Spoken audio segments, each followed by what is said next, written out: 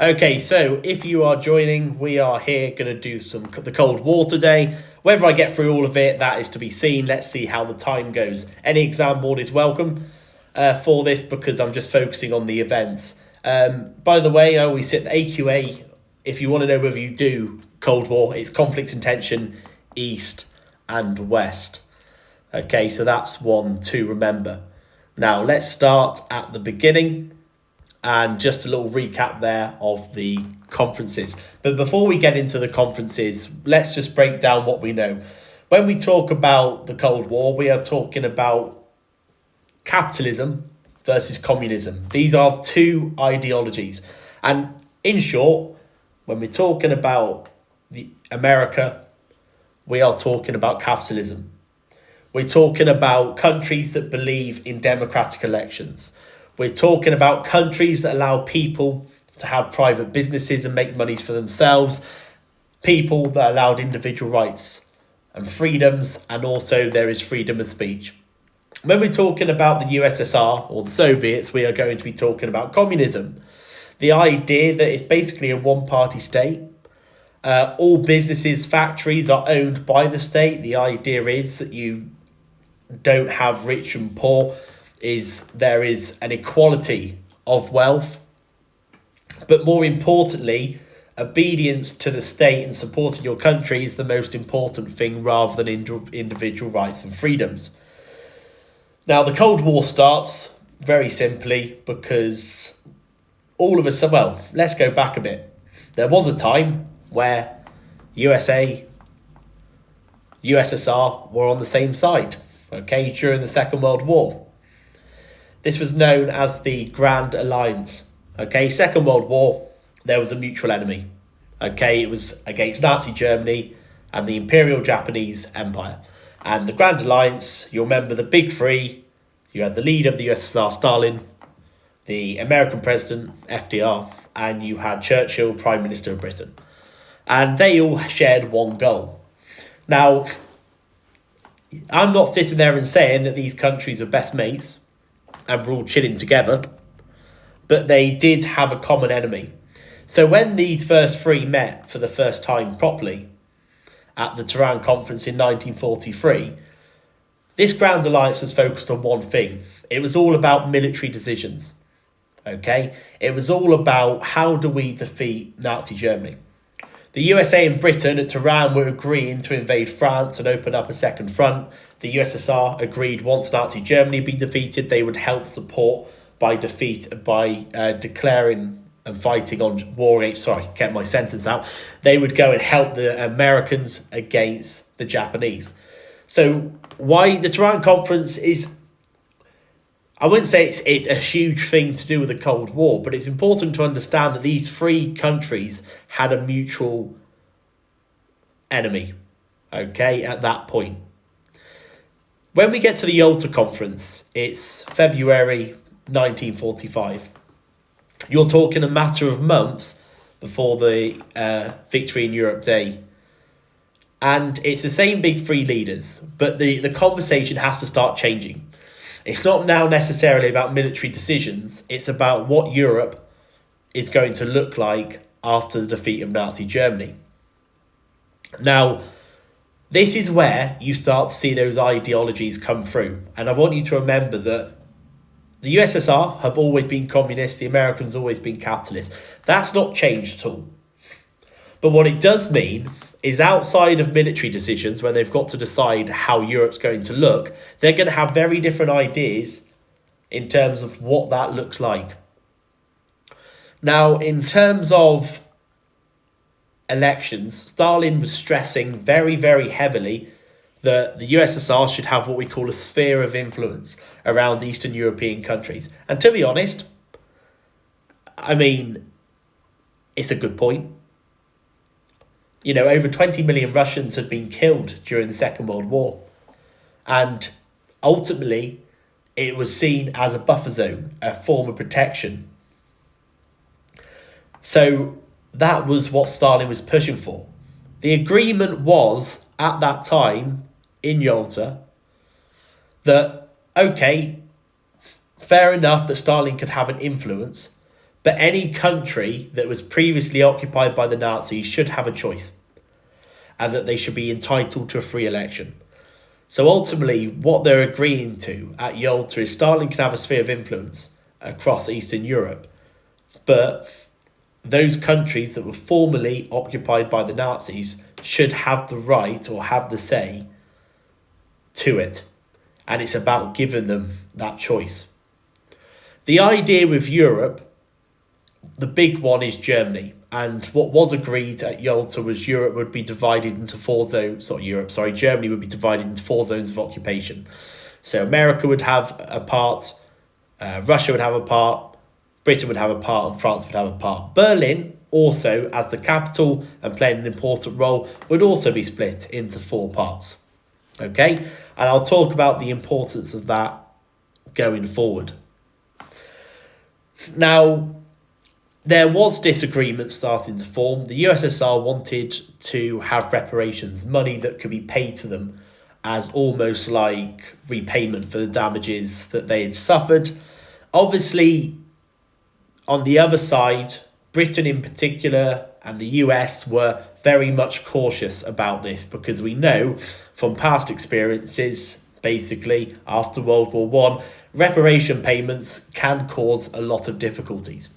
But largely, at Yalta, the big three have a general understanding, okay? Yes, you start to see little bits of disagreements happening, but largely, there's a clear vision. Germany to be divided into 4 zones. The USSR can have some sphere of influence as long as those countries who were previously occupied by the Nazis have that chance to have an election first. Potsdam is where I would sit there and say to you, this ultimately marks the end of the niceties. It's all changing. First of all, the big three is looking a lot different. Stalin is the only one of the original big three who's still in power. Churchill has been defeated in an election, has been replaced by Attlee, the Labour leader, and FDR died a couple of months prior to the Potsdam Conference. So Truman has now taken over as President of the United States. Now, this is quite big because President was a lot more vocal and untrusting of Stalin than FDR was. You know, FDR had sort of, you could have said over time, built up some sort of friendliness or an understanding.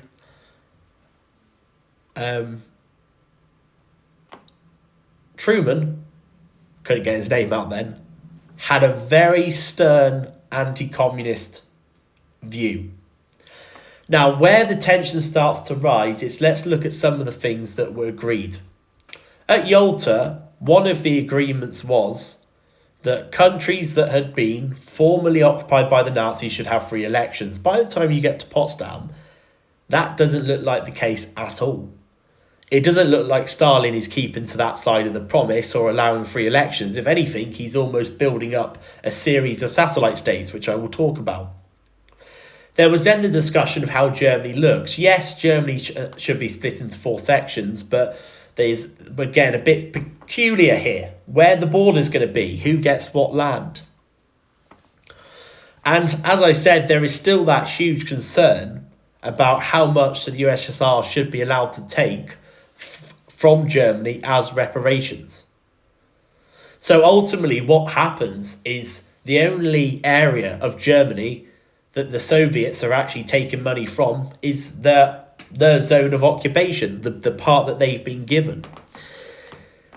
To make matters worse is Truman is completely understanding and has an atomic bomb, and this was known as the Secret Manhattan Project. Now, we know that the atomic bomb, was dropped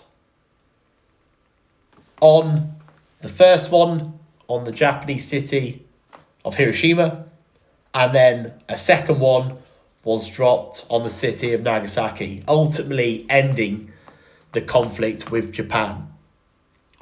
Now, this causes a big source of tension. Remember, Stalin had previously agreed that he would actually go and the Soviets would support America. What really angered the Soviets is that there was no communication between America and the Russians in terms of this atomic bomb. There was no intention. And it was also, whether we like it or not, yes, the American argument was this was a big secret project, okay? This was the Manhattan Project.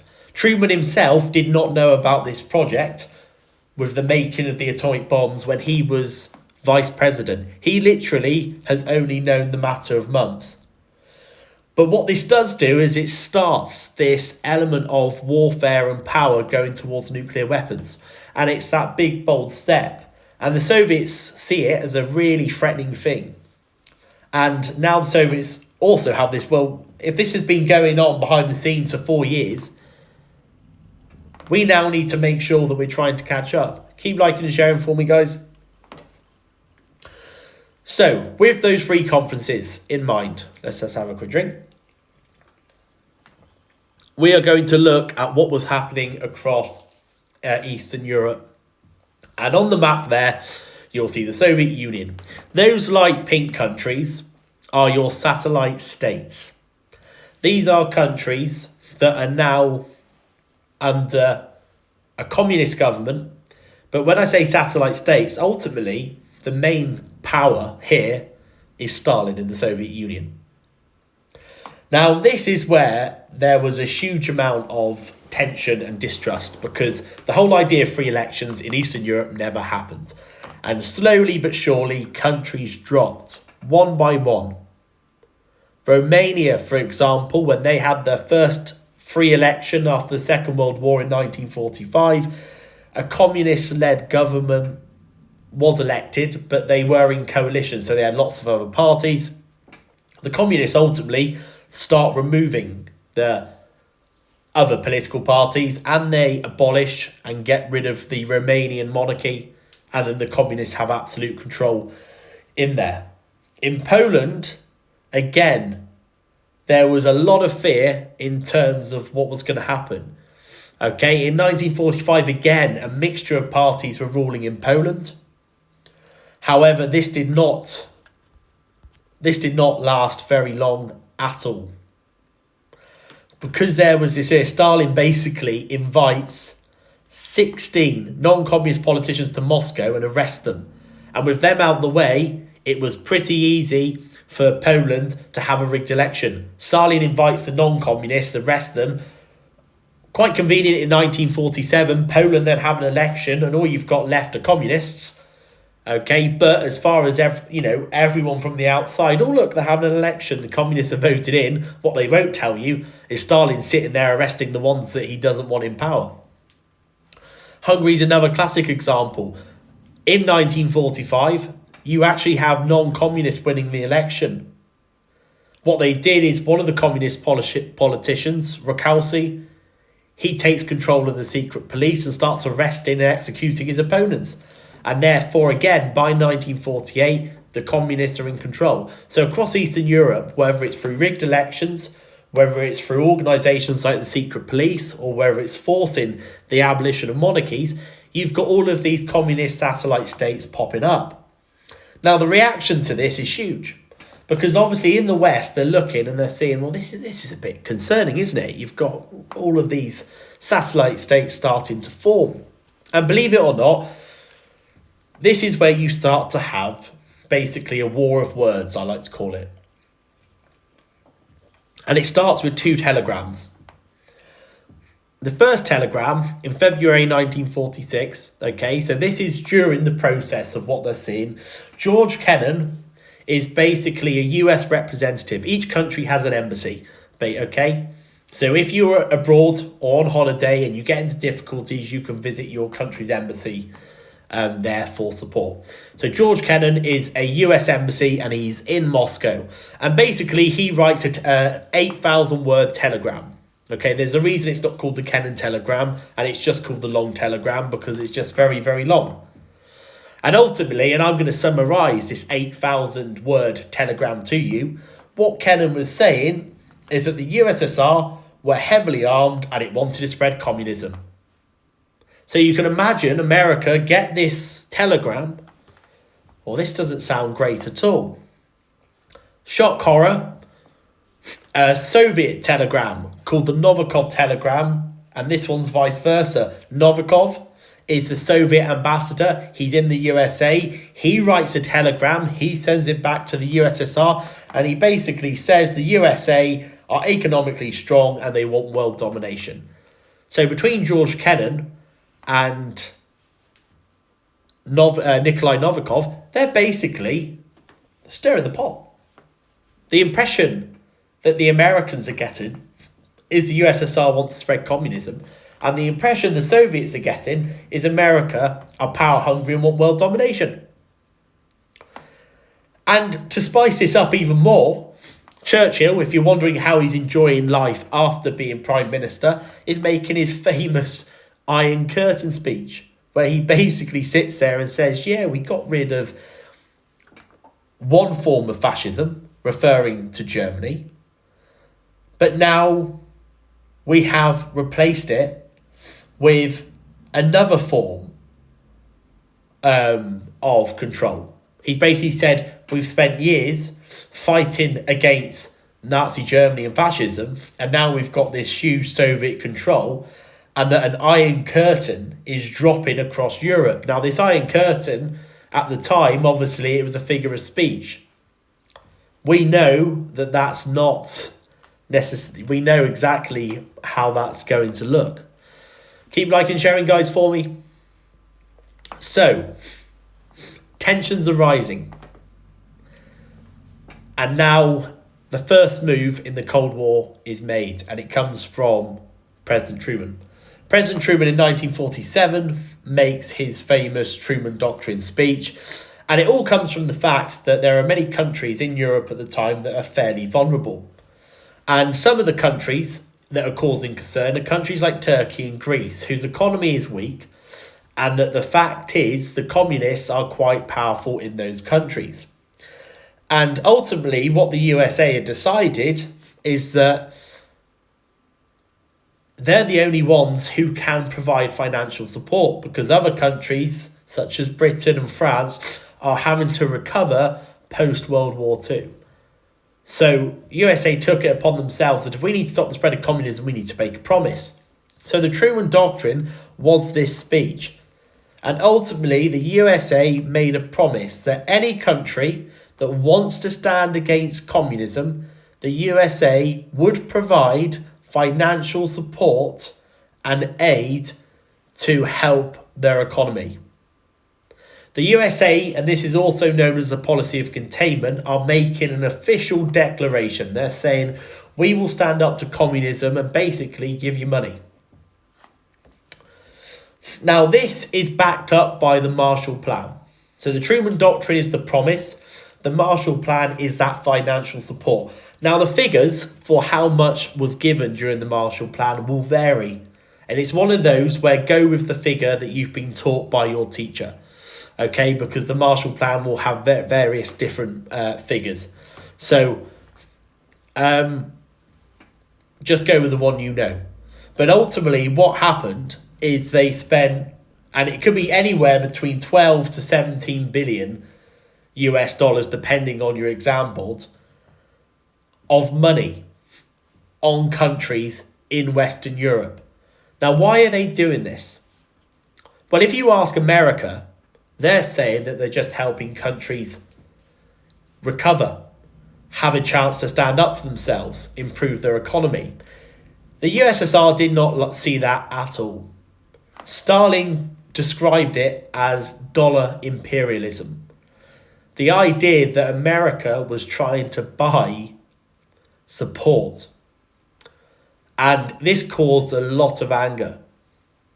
Now, in an also little sly move, okay, this aid was offered to all countries. Yes, that does include countries in Eastern Europe. And it was basically, Stalin blocks it. Now, Truman knew full well there is no way Stalin is going to let communist satellites... Communists do not believe in this, at full stop. And there is no way Stalin would let Eastern European countries take handouts from America. But again, it made Stalin and the USSR look like they were blocking countries from getting financial support. So, what do we have in response? The Soviets now have to come up with a decision, and they come up with their own. First of all, in 1947, in response to the Truman Doctrine, they came up with Cominform, which was the Communist Information Bureau. And basically, it was a network where the USSR would tighten its grip on Soviet countries in Eastern Europe, and they would all create a trade network. I mean, ultimately, it's never going to be as effective. It's impossible. Capitalism and communism, they're two different ideologies. You know, the USSR being communism, they can't exactly sit there and say, don't worry, to all our satellite states, we're going to give you large chunks of money, because it goes completely against what they believe in. And that's absolutely huge. They also introduced...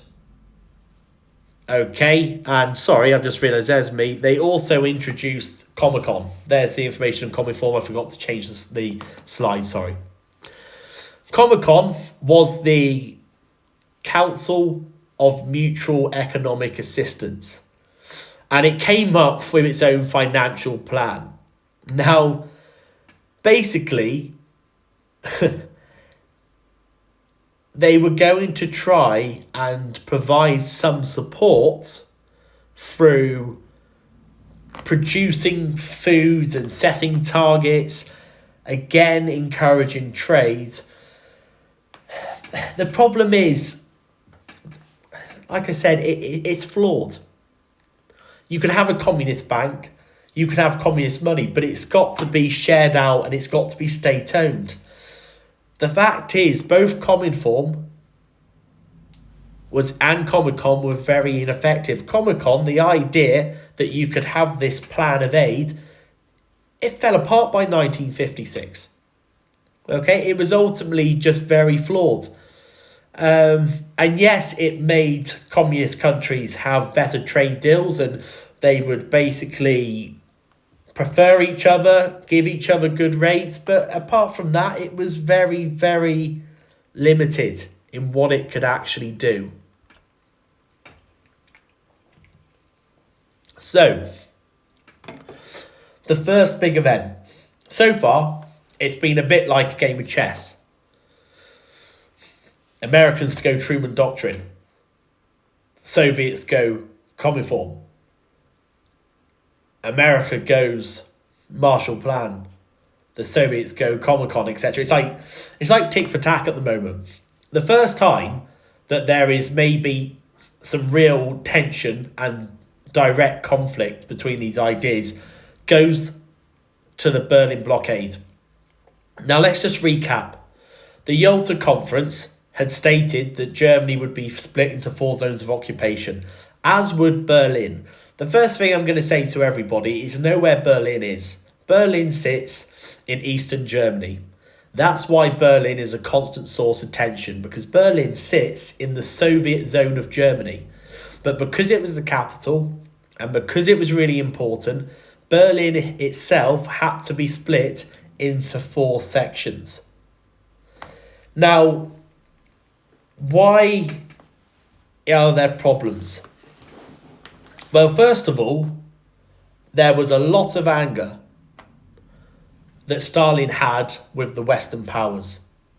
And one of them is the fact that over time, the Western allies were combining their sections together. So first of all, Britain and USA took their 2 zones of Germany and made Bizonia. France later joined, and it was called Trizonia. So now technically Germany split into 2. You've got one combined section of Britain, France and America, and you've got the Soviet section, which clearly shows a massive divide. There was also a lot of anger at the Marshall Aid. Marshall Aid was improving the economy in West Germany, but also in the western section of Berlin, because obviously the eastern sections were denied this because they were under Soviet control. So this is a huge problem. And it was highlighting the fact that while in West Germany, there were more jobs, there was better opportunities, more jobs for workers, Stalin was getting pretty angry because they thought it was a deliberate way to make the USSR look bad in how they were running East Germany. So, what they did is, what Stalin does is he creates a blockade. Now, how has he managed to create a blockade? Berlin sits, apologies, my nose seems to be going a bit. Berlin sits in East Germany, which is the USSR zone. Which means that any road or railways going in to Berlin are ultimately being controlled by Stalin and the USSR.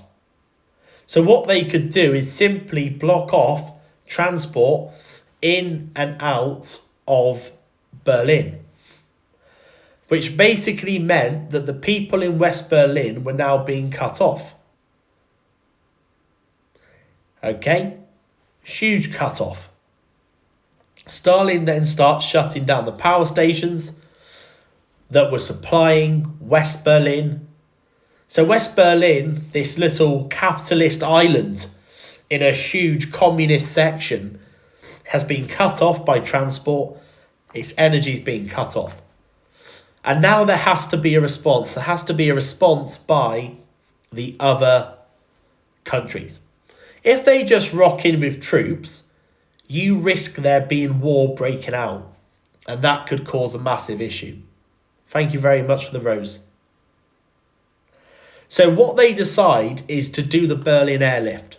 And this is where the one way, only one way, the transport could get inside was via airlift.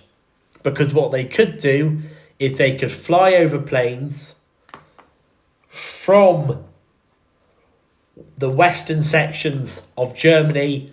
They could fly over the eastern sections of Germany and then basically drop food and supplies. Because they had been blocked off, West Berlin wasn't getting any of that. The blockade had got so bad that West Berlin not getting goods or supplies coming in because of the blockades on railways and roads meant that they only had enough food for 36 days. They weren't getting fuel, they weren't getting medicine. So what happens is you have this tremendous Berlin airlift. For 10 months straight, the USA and UK would fly support supplies in to West Berlin from West Germany.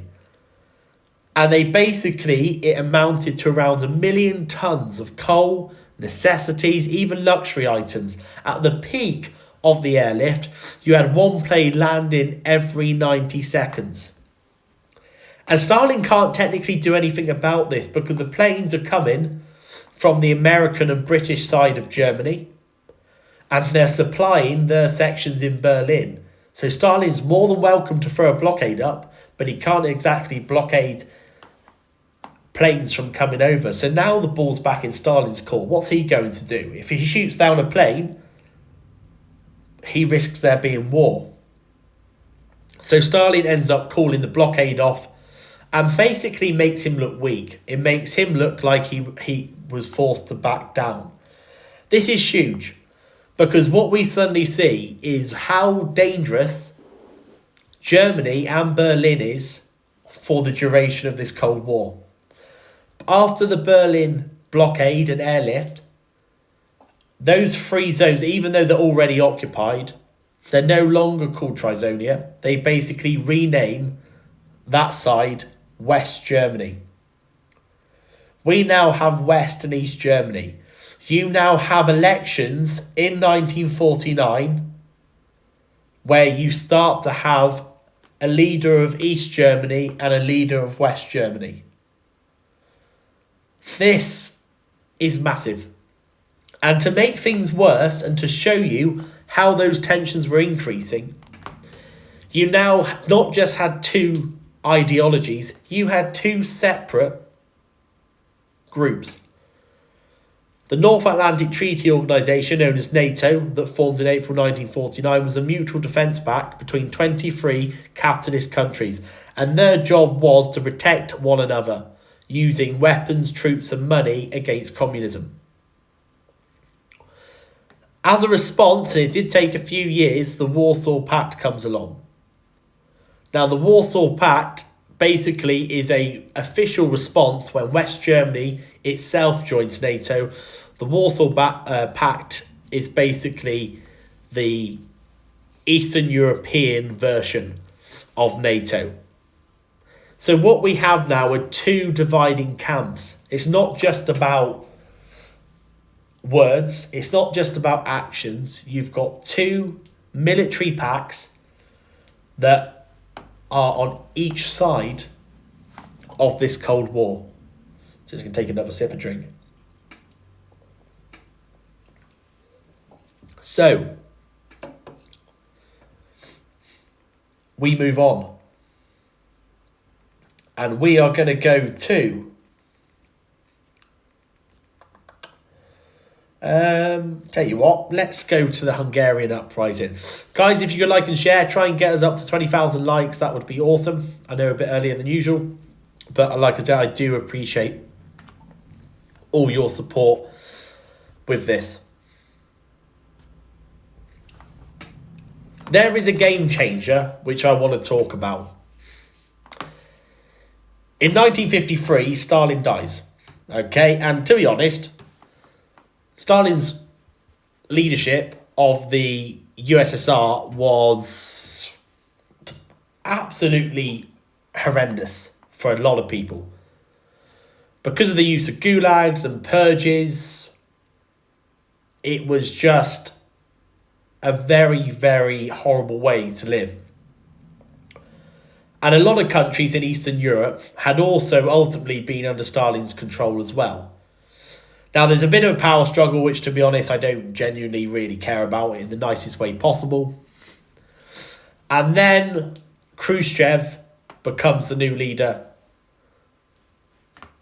And he makes this speech, okay?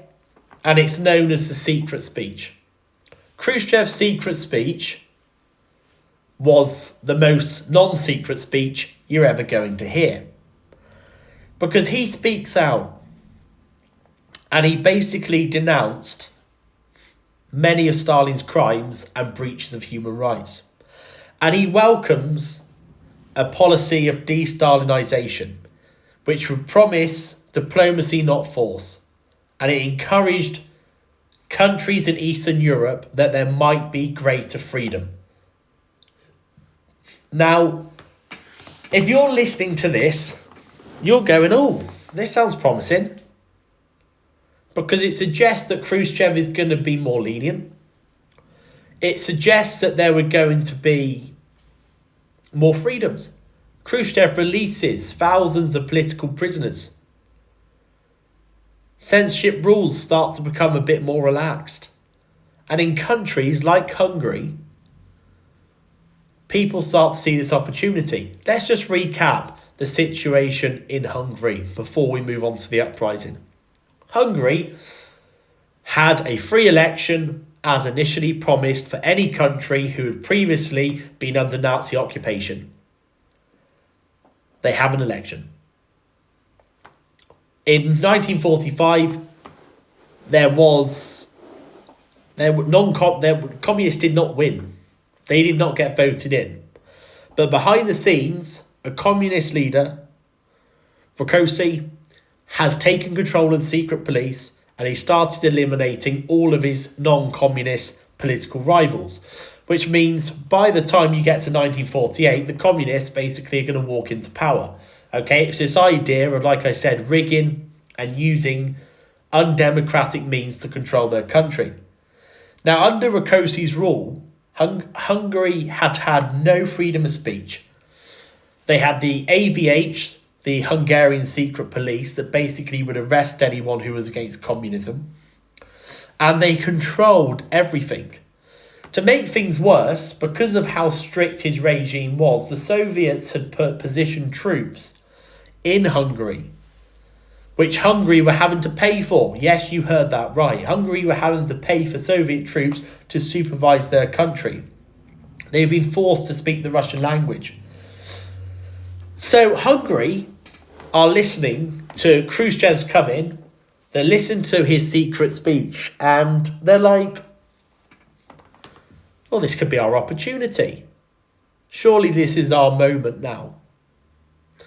So what they do is it had a huge impact. The Hungarian people were like, we've had enough of this, Rákosi. And ultimately, they protest him. He's replaced. But they continue to protest. They don't like his replacement. And eventually, a liberal Imre Nagy becomes the new leader. Now, Imre Nagy is when we say he's a liberal leader, he is much more open-minded to taking Hungary in a new direction. Let me read you through, okay, let me read through his reforms. Okay, now considering their use, they've gone from the really harsh regime of Rákosi, who was known for killing 2,000 opponents and imprisoning 200,000. When Nagy is selected and put in power following protests, he made the following promises.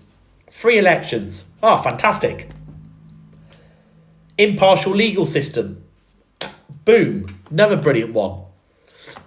The Soviet army will withdraw from Hungary. Fantastic. Farmers are allowed private ownership of their land. Absolutely awesome. Now, can I just point out that Khrushchev actually initially agreed to all of those reforms that had been put forward by Nagy. All of those that were put forward, Khrushchev was willing to accept apart from one. And that is the one I've not yet told you. The final reform that Nagy put forward was that Hungary were to leave the Warsaw Pact and they would be declared neutral in the Cold War. Hang on. This caused problems because Khrushchev all of a sudden is like, whoa, hang on a minute. Hungary leave the Warsaw Pact, you then got a gap in our buffer zone. And this is where that nice, more relaxed Khrushchev starts to not be so relaxed. Thousands of Soviet tanks roll into Hungary to crack down on Hungarian protests. 26,000 Hungarians were tried and imprisoned with some executions. And it goes to the point where Nagy himself is arrested and he's taken to Mexico and he's executed. Well, hang on, this is escalated. I mean, 1 minute you're talking about a policy of de-Stalinisation, and now Nagy's being arrested and executed as a warning to all of the other Eastern European countries that this is what you're going to do if you threaten the USSR's buffer zone in Eastern Europe. He's replaced by a much firmer, strict communist leader, okay, Janos Kadar. Now, this is where we have to look quite interestingly at how people were reacting to this. Because ultimately, this is a country that at one point, Hungary probably sat there and thought they were going to have more freedom and they were going to have all of these rights. They thought that this is what their future looked like. The countries of NATO were unwilling to intervene in the Soviet bloc countries. So what this does is a very, very important reminder that despite the Truman Doctrine that promised that they would stand up and fight against communism, that did not include countries that were part of the Soviet bloc. And it reinforces the idea that it was more about containment, not rolling back, and not trying to push communism out, because Hungary would have been a perfect opportunity to swoop in and flex that support. So it is a huge huge event.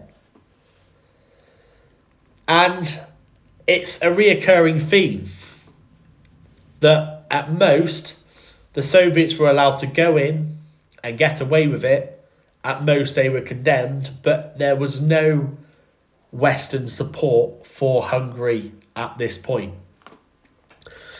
Now Khrushchev, if I just go to the next one, wants to make a stand for himself.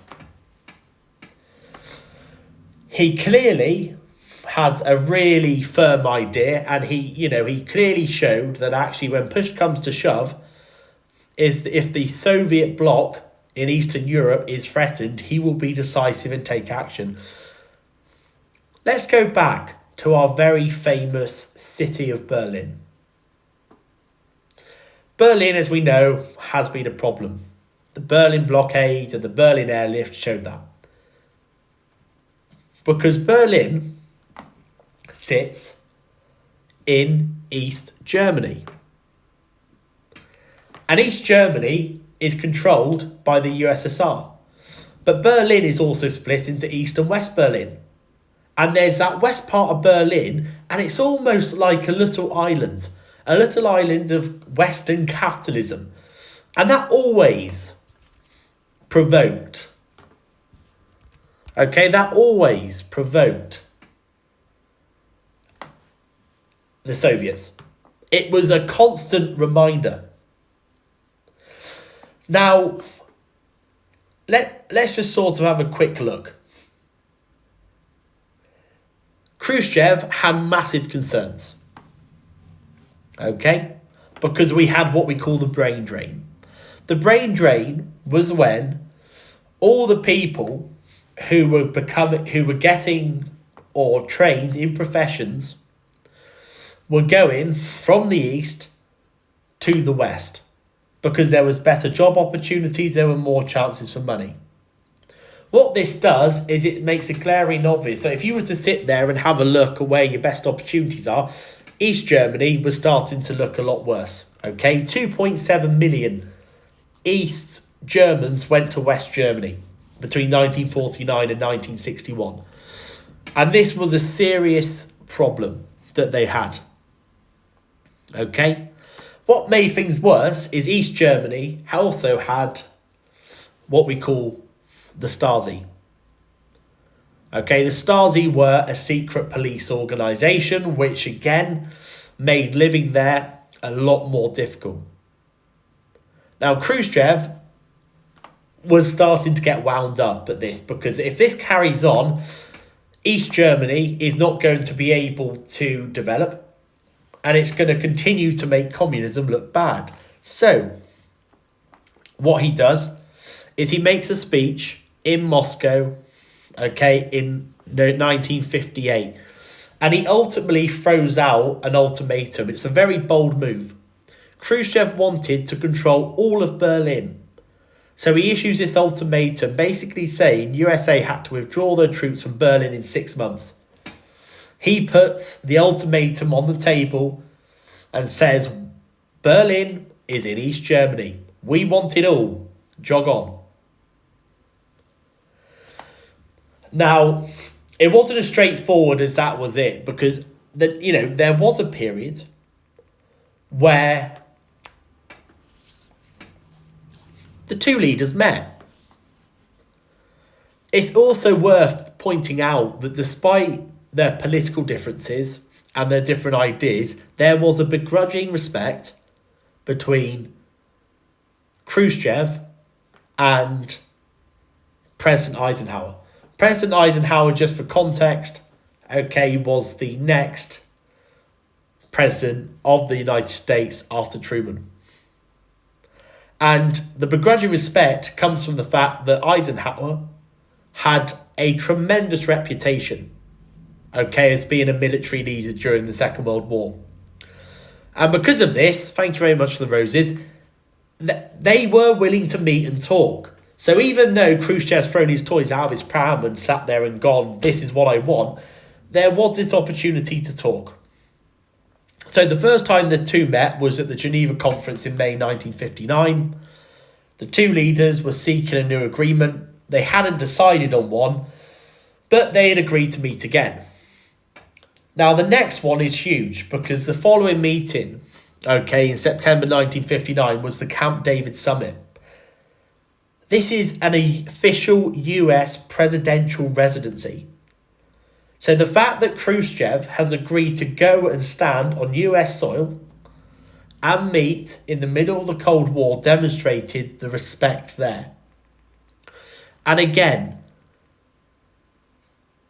the summit, even though Berlin was still a talking point, the ultimatum by Khrushchev to say US had to be out of Berlin in 6 months was withdrawn. So at Camp David, 1959, guess what, people? This is looking great. Maybe we're getting somewhere. And the big deal was that we're going to go to Paris in 1960, and I'm going to read you the agenda items. Because imagine what would have happened to the Cold War if this has happened. Paris 1960, they were going to talk about a test ban treaty on nuclear weapons. Because of how destructive they were. They were going to talk about long-term plans for Berlin, and they were also going to talk about Cuba, which I'll go on to talk about. Right, just imagine what if. This is the big, I feel, what if moment. Unfortunately, 13 days before the Paris summit, an American U-2 spy plane piloted by Gary Powers was shot down over the USSR. And so, instead of the USA sort of throwing their hands up and going, yep, that's one of our spy planes, the USA decided to claim that it was a weather monitoring plane. However, when the Soviets had seized the film in the plane, it was clear.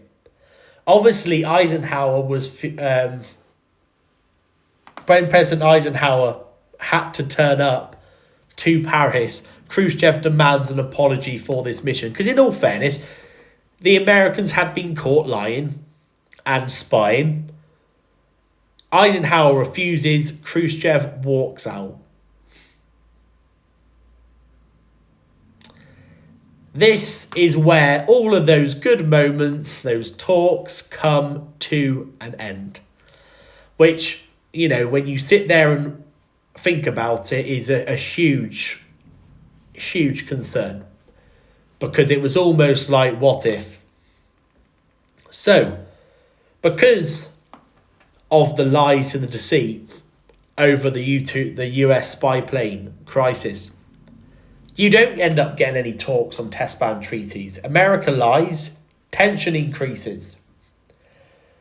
And ultimately, it does not look good at all. So it will not surprise you that when you get to the next real meetup, which is Vienna in 1961, Khrushchev has a different mindset. Eisenhower is no longer president of the United States. Instead, you've got a very young president, President Kennedy. And Khrushchev is basically thinking, well, this is going to be easy. You've got a president that doesn't really have the grit or the experience. And Khrushchev basically thought, I'm just going to bully him. So when they meet and they go to Vienna in 1961, guess what comes back out? Yep, 3 years later, that original ultimatum by Khrushchev is back on the table. USA have 6 months to leave Berlin. And this is where Khrushchev thought, watch and learn. I'm going to bully you into getting what I want. I mean, the problem is with this, is he underestimated Kennedy big time, because not just did Kennedy refuse to withdraw American troops, he actually then decides to increase his defence expenditure in Berlin. Kennedy took a very, very uncompromising attitude towards communism. If anything, it was a lot more harsher than his predecessor, Eisenhower, had ever been. So now you've got this issue. The US are refusing to leave. Khrushchev put down this ultimatum. So what is basically going to happen? Well, in short, Khrushchev could not just sit there and go, oh yeah, well, you know what? Because it's the second time he's thrown the ultimatum down. If he doesn't do anything, the Soviets are going to look incredibly weak. Khrushchev could not force the US to leave Berlin. So what he does, on the 12th of August 1961, East Germany is sealed off West Berlin with barbed wire, and that becomes very quickly a 3-metre high wall with watchtowers, trenches, floodlights. This is huge. Absolutely huge. Now, once the wall has been constructed, the US wanted to see how far they could push USSR. There was a place, by the way, between the wall where foreigners were allowed to cross. Remember, the whole point of the wall was to stop this brain drain from happening, where people were leaving east and going west. So what the US often did to test the USSR is they basically used to send troops and diplomats over to see if they could get through each side at Checkpoint Charlie. And if you go to Berlin today, Checkpoint Charlie is the one point, okay, in where officials could get through to either side. Now, even when Germany was divided into 4 sections, all the way back in the Yalta Conference in February 1945, there was agreement that all sides should be allowed to go back and forth between East and West. That was part of the deal. Okay, that was part of the agreement of these countries working together. What they did not sit there and authorise was East German guards going through travel documents. And as soon as the US found that actually there was limitations in what could happen at Checkpoint Charlie, they roll up their tanks. And the US roll tanks up and leave it on their side in West Berlin. And guess what? The USSR then roll tanks. And you have a standoff at Checkpoint Charlie. Tanks from either side basically facing off to each other. And it was around about 18 hours until they agreed that both sides would slowly withdraw. Now, if you were to look at this as sort of who comes out on this strongest, the Berlin Wall, ultimately, the Berlin Wall remains in place until the end of the Cold War. We know that. West Berlin remains under Western powers' control. It's still under the influence of capitalism. So all in all, remember that even despite the enormous Berlin Wall that goes up, Khrushchev's own ultimatum does not get followed through at all. Now let's take a switch. Let's leave Europe for a bit, guys, and let's go down to Cuba. Okay, Cuba, lovely little island, sits 90 miles off the American coastline. And initially, Cuba made a lot of money from America because Cuba would basically, USA would buy all of its sugar and tobacco. Well, I say all of it, most of its sugar and tobacco from Cuba. Cuba would have a lot of American businesses which would make money. The only issue is while Cuba was a very useful place for America, the people in Cuba weren't particularly happy with how this was done. Okay, and there was a lot of unpopularity against General Batista in Cuba. There was a lot of dislike to his hardline rule.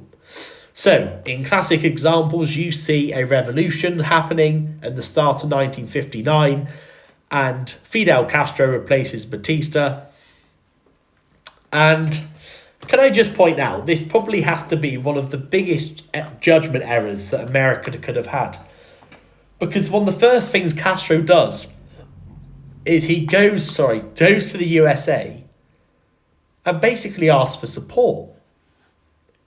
And Eisenhower, who's president at that point still, refuses to speak to him. Instead, while he's at the United Nations office in New York, he finds representatives from the Soviet Union instead. And they're like, oh, well, this is great. We'll support you. Now, Castro does not enter as a communist. Let's get that clear. But he was now being drawn by communism because his first impressions are, I've taken over, the people of Cuba want this, America are ignoring me, but the Soviet Union seem more than happy to see me. Okay, you can sort of see what's happening. And Castro then decides to nationalise all land. So what it does is he takes all of the USA businesses and gives it to the Cuban people. Instead of the USA running those businesses, he gives the Cuban people the right to run their businesses, which, okay, seems fair for the Cuban people, but you can imagine America are now getting quite riled up. And to make things worse, Khrushchev is sitting there and thinking, oh, America are not happy with somebody 90 miles off their coast. So Khrushchev swoops in and says, don't worry.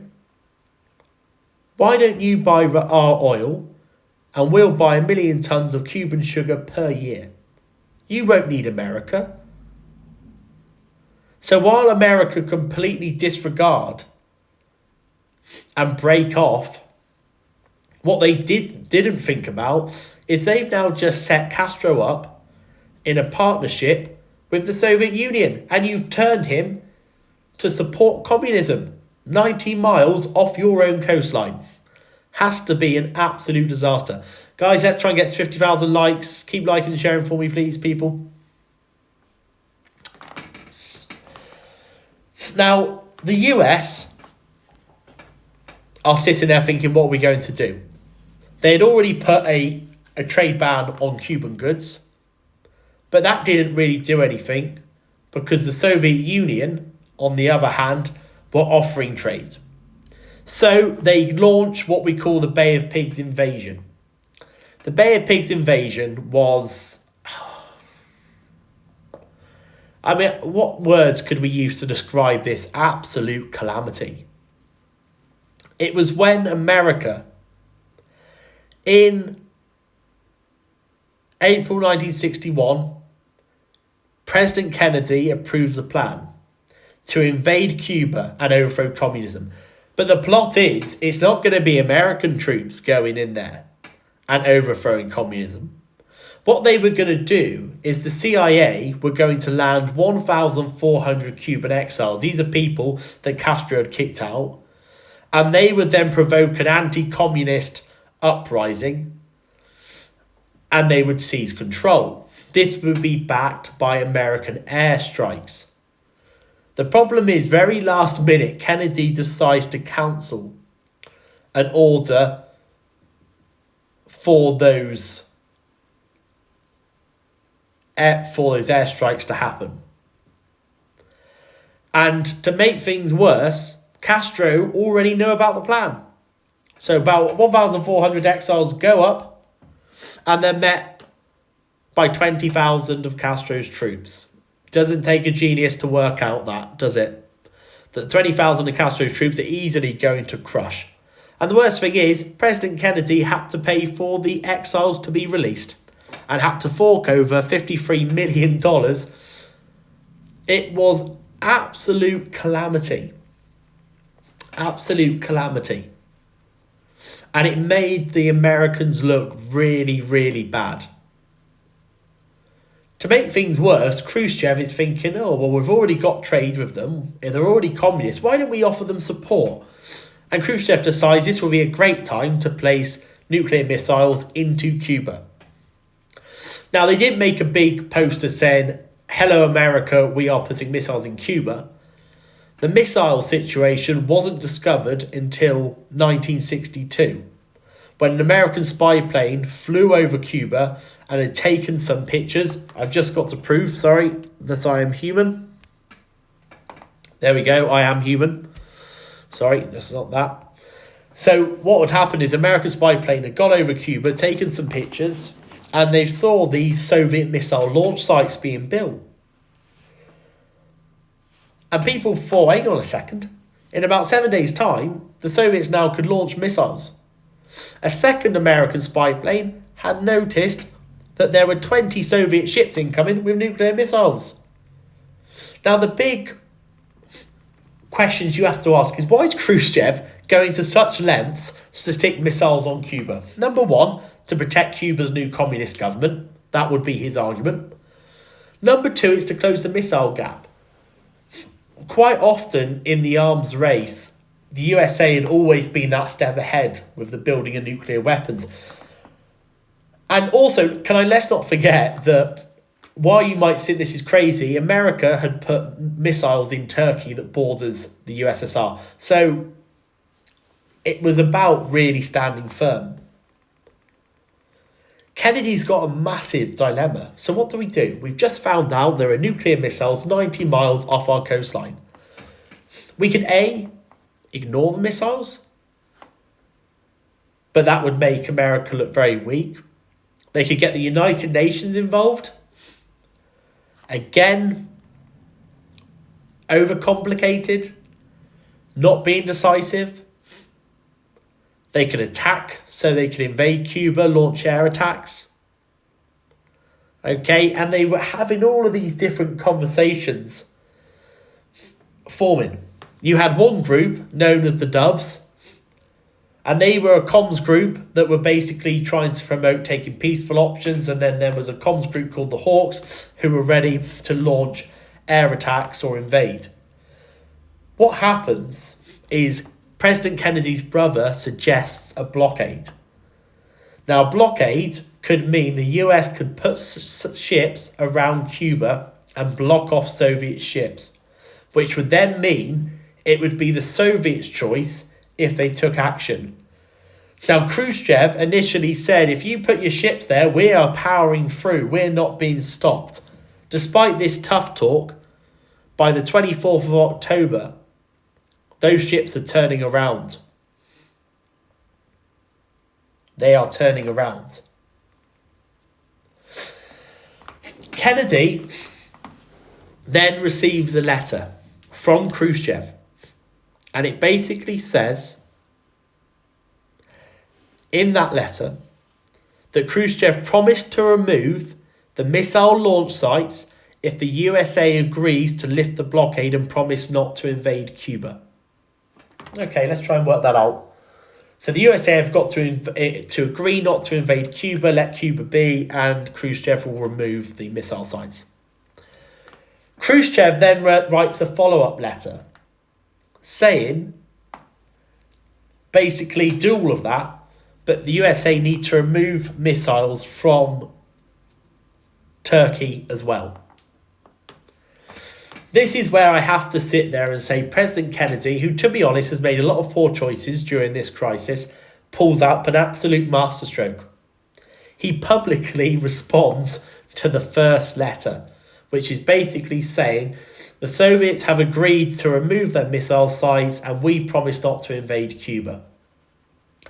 In secret, he considers removing the missiles from Turkey. Now, why is this important? Because ultimately, USA do withdraw their missiles, but it's done secretly. Whereas it's public knowledge that Khrushchev is withdrawing his missiles from Cuba. So the consequences are quite clear. While Khrushchev was seen as the saviour of Cuba, he was seen still to have been very, very weak. It wasn't enough, to sort of keep him in power. Because, yes, Cuba remained communist and, that would be the winning point. Publicly, Khrushchev was the one who was made to look to back down and withdraw those, withdrawing those missiles. Now, there are a few important things that I want to just have a quick look on. Okay, and that is the beginning of détente. Détente is what we refer to as a relaxing of tensions. And what the Cuban Missile Crisis had done, guys, I reckon we can get to 50,000 likes. We're at 20,000 at the moment. I reckon you can get me there. Now, détente had basically been a time of tensions relaxing because the Cuban Missile Crisis, and I kid you not, you ask anybody, it was the closest at that point that anybody thought a nuclear weapon could happen. There were educational videos going out to schools, okay, basically to tell them what they do if there is an alarm indicating a nuclear weapon. I mean, there was a legitimate period of absolute concern if one wrong move or one wrong decision. But what they learned from the Cuban Missile Crisis is things needed to happen. And it won't surprise you that very quickly a hotline is set up, a straight telephone line between the White House and the Kremlin to try and diffuse any possible future things like this happening. There was a test ban treaty which banned testing of nuclear weapons in the atmosphere and space. An outer space treaty which stopped them storing nuclear weapons or using them out in space. And then there's a huge nuclear non-proliferation treaty where neither side would supply weapons to other states nor help them develop. They're not getting rid of nuclear weapons, but what they're actually doing is they're trying to limit how often they are being used. Before we go on to look at détente in the 1970s, there's one other incident that we need to look at. Okay, and then that gives us a very good coverage. And that incident is the Prague Springs in Czechoslovakia. The Prague Springs in Czechoslovakia is very, very similar to what I was talking about in Hungary. Let's do a little recap. Czechoslovakia had been a communist country controlled by Moscow since the end of the Second World War. There were some people who were now starting to protest the control and wanted ultimately more freedoms. Okay? This was when the Czech people wanted, and they wanted to create something which basically was create socialism with a human face. And this was going to be led under the leadership of Alexander Dušek, who became leader of Czechoslovakia in 1968. And ultimately, when I talk about the Prague Springs, we are talking about reforms that were going to create this socialism with a human face and provide more freedoms. So the Prague Spring reforms, and again, this is a bit like deja vu, because it's probably speaking very much to when we were talking about Nagy and his reforms. Dušek and the Prague Spring reforms talked about freedom of speech, freedom of travel, and ending censorship. Now, he did learn the lessons from previously, and he turned round to the new Soviet leader, Brezhnev, and say, yes, we want these reforms, but no, we will not be pulling out of the Warsaw Pact, because it was the Warsaw Pact bit which ultimately stopped Hungary getting the freedoms they wanted back in 1956. So Dušek's basically saying we're going to ensure that we remain part of that Warsaw Pact. You've got to remember that the reason why the Prague Spring reforms came about is because Czechoslovakia is suffering from a very weak economy. They are suffering from a lack of freedom, but there was also part of them that I think quite optimistically thought that the USA would come to their assistance if they stood up to Moscow. Again, I mean, it's quite debatable because if they saw what we learned about with the Hungarian uprising, the USA never really sort of got involved with areas that were in that buffer zone or the Soviet satellite states. So this was again a huge big one. So what we see happening is in 1967, Czech students are peacefully demonstrating. Ultimately, Dušek comes in to support the people of Czechoslovakia. He announces his plans called the Spring Reforms and delivering socialism with a human face. The problem is the Soviets were starting to worry. Because even though Dušek's saying we are a committed communist country and staying in the Warsaw Pact, Dušek was also promising that we should be allowed to have some elections. We should be allowed non-communist political parties to be set up. So he is saying the right things on one hand, but the Soviets are like, well, if you start having free elections, how do we know that your country is going to continue to be run as a communist country? The pushing point for the Soviets was when Dušek decided to meet with Marshal Tito, who was president of Yugoslavia.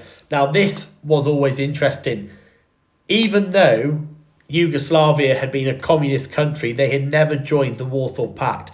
So he was almost, Tito was also, thank you for the rose, was like the big rebel of the Eastern Europe. Yes, they're communists, but they were like, screw it, we're not joining the Warsaw Pact. And now Dušek, who was already wanting non-communist politicians to take part in elections, is now meeting up with this guy who doesn't want to join the Warsaw Pact, was a bit too much. So Brezhnev decides to take control, and he warns Dušek that if you carry on pushing for these reforms, things are going to happen. Czechoslovakia ends up being invaded by 50,000 Warsaw Pact troops. Now, unlike the sort of intense fighting and violence of the Hungarian uprising, Dušek tells the Czechoslovakian people not to fight. And very famously, when the tanks came in, they were throwing flowers at them instead, which resulted in less than 100 people being killed. Dušek is taken away and arrested. So, what do we learn from this? Ultimately, Brezhnev rolled the dice. The reason Brezhnev is quite intense and stern with it, because he knew that the USA, he basically had sort of predicted the USA would not get involved, and he was right. The USA were too busy in Vietnam trying to deal with their own issues without having support to go and deal with Czechoslovakia, which meant that Brezhnev felt a lot more confident going to do this.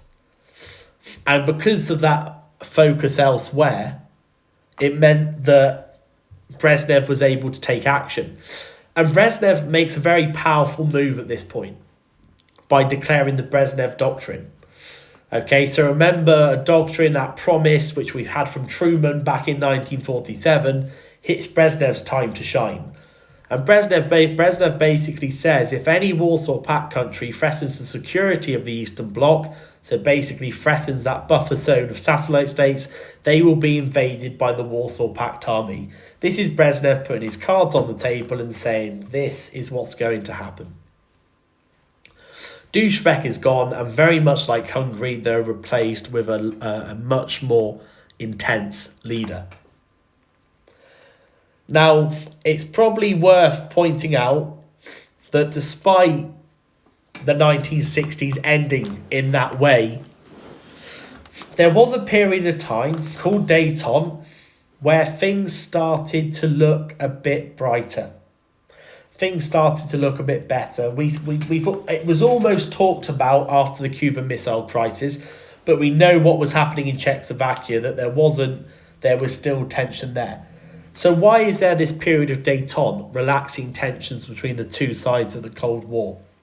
Well, first of all, The Cuban Missile Crisis had shown the fear of nuclear weapons, and Vietnam War was being absolutely humiliating for the USA.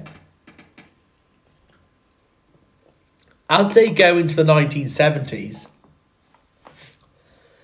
you start to see this period of détente, and I will talk a bit more about the reasons for it.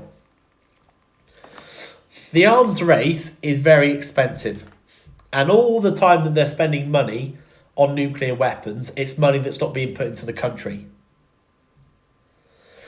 The new US President, President Nixon, he knew the Vietnam War needed to be brought to an end, and that recognition again shows the willingness to sort of step away from conflicts, because even though, remember guys, Vietnam is a separate topic, okay, but it does feed into reasons for détente happening. There is one really important moment, and that is the Sino-Soviet split. Now, the USSR and China are both communist countries, and China has become a more emerging country during this time. What became known as the Sino-Soviet split is when the relationship between the relationship between the USSR and China started to sour. What this allowed the USA to do is start building up a relationship with China.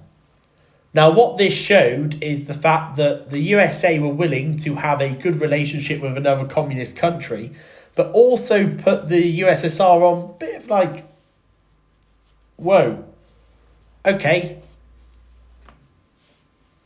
look at this. Last thing we need is a big communist country like China building relationships with USA. So that split between the two big communist countries meant the USSR weren't going to feel, you could say, not as confident to maybe stand up, especially when their biggest communist ally they've fallen out with. Now, there are three key events. Number one is the SALT I agreement, the Strategic Arms Limitation Talk in 1972. And this was signed between Brezhnev and President Nixon, which restricted the number of intercontinental ballistic missiles, which you can see there. You've got the numbers here. Now, there was one twist. It did not limit the production of new nuclear weapons. What they were saying is we could scrap old weapons and make new ones if needed. So SALT I did have some criticism, but this is the first time you have got quite an important conversation happening about the use of nuclear weapons being limited. You also then had the Joint Space Mission. Right away across the Cold War, there's been a space race. But in 1975, the Apollo-Soyuz mission is where you had a US Apollo and the USSR Soyuz spacecraft docked in space. And it was famous because an American astronaut and a Soviet cosmonaut met and symbolically shook hands in space, which showed the start of cooperation and teamwork in space rather than being in a constant rush to outdo each other. The final bit is the Helsinki Accords agreements. The Helsinki Accords agreements were signed from 35 countries, including USA and the USSR. And what they were doing is signing up to recognise European borders established after World War II and basic human rights such as freedom of speech. So what this meant is, according to the Helsinki agreements, the Western allies have to recognise Soviet control of Eastern Europe. They might not like it, but they have to recognise it. It also meant the Soviet Union had also just signed up to a basic human rights agreement, which, let's be honest, had not been happening under previous leaders. And given the fact it's now 6 o'clock, we will halt the Cold War